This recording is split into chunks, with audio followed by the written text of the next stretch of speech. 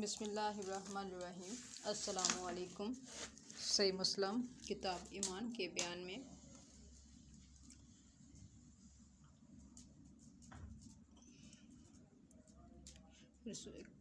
ہم نے آپس میں کہا، کاش رسول اللہ صلی اللہ علیہ وآلہ وسلم کے صحابہ میں سے کسی کے ساتھ ہماری ملاقات ہو جائے تو ہم ان سے تقدیر کے بارے میں آج کل کے لوگوں کی کہی ہوئی باتوں کے متعلق دریافت کر لیں۔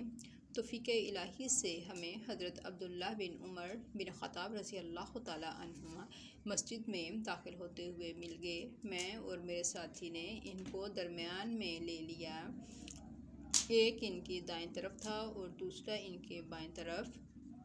مجھے اندازہ تھا کہ میرا ساتھی گفتگو کا معاملہ میرے ہی سپرد کرے گا، چنانچہ میں نے عرض کی، اے ابو عبد الرحمن، واقعہ یہ ہے کہ ہماری طرف کچھ ایسے لوگ ظاہر ہوئے ہیں جو قرآن مجید پڑھتے ہیں اور علم حاصل کرتے ہیں، اور ان کے حالات بیان کیے۔ ان لوگوں کا خیال ہے کہ تقدیر کچھ نہیں، ہر کام نئے سرے سے ہو رہا ہے، پہلے اس بارے میں نہ کچھ طے ہے، نہ اللہ کو اس کا علم ہے۔ ابن عمر رضی اللہ تعالیٰ عنہ نے فرمایا، جب تمہاری ان لوگوں سے ملاقات ہو تو انہیں بتا دینا کہ میں ان سے بری ہوں اور وہ مجھ سے بری ہیں۔ اس ذات کی قسم جس کے نام کے ساتھ عبداللہ بن عمر حلف اٹھاتا ہے، اگر ان میں سے کسی کے پاس احد پہاڑ کے برابر سونا ہو اور وہ اسے خرچ بھی کر دے تو اللہ تعالیٰ اس کی طرف سے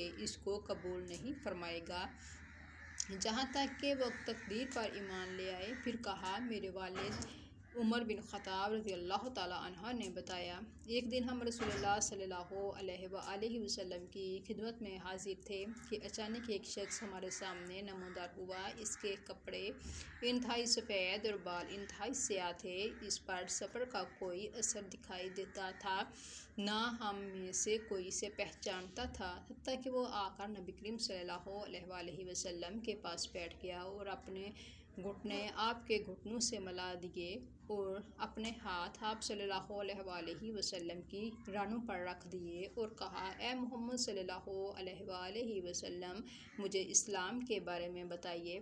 رسول اللہ صلی اللہ علیہ وآلہ وسلم نے فرمایا، اسلام یہ ہے کہ تم اس بات کی گواہی دو کہ اللہ تعالیٰ کے سوا کوئی عبادت کے لائق نہیں اور محمد صلی اللہ علیہ وآلہ وسلم اس کے رسول ہیں، نماز کا اہتمام کرو، زکوٰۃ ادا کرو، رمضان کے روزے رکھو، اور اگر اللہ کے گھر تک راستے کی استطاعت ہو تو اس کا حج کرو۔ اس نے کہا، آپ نے سچ فرمایا۔ حضرت عمر رضی اللہ تعالیٰ عنہ نے کہا، ہمیں اس پر تعجب ہوا کہ آپ سے پوچھتا ہے اور خود ہی آپ کی تصدیق کرتا ہے۔ اس نے کہا، مجھے ایمان کے بارے میں بتائیے۔ آپ صلی اللہ علیہ وآلہ وسلم نے فرمایا، یہ کہ تم اللہ تعالیٰ، اس کے فرشتوں، اس کی کتابوں، اس کے رسولوں اور آخری دن یعنی یوم قیامت پر ایمان رکھو اور اچھی اور بری تقدیر پر بھی ایمان لاؤ۔ اس نے کہا، آپ صلی اللہ علیہ وآلہ وسلم نے درست فرمایا۔ پھر اس نے کہا، مجھے احسان کے بارے میں بتائیے۔ آپ صلی اللہ علیہ وآلہ وسلم نے فرمایا، یہ کہ تم اللہ تعالیٰ کی عبادت اس طرح کرو گویا تم اسے دیکھ رہے ہو، اور اگر تم اسے نہیں دیکھ رہے تو وہ تمہیں دیکھ رہا ہے۔ اس نے کہا، تو مجھے قیامت کے بارے میں بتائیے۔ آپ صلی اللہ علیہ وآلہ وسلم نے فرمایا، جس سے اس قیامت کے بارے میں سوال کیا جا رہا ہے وہ پوچھنے والے سے زیادہ نہیں جانتا۔ اس نے کہا، تو مجھے اس کی علامات بتا دیجیے۔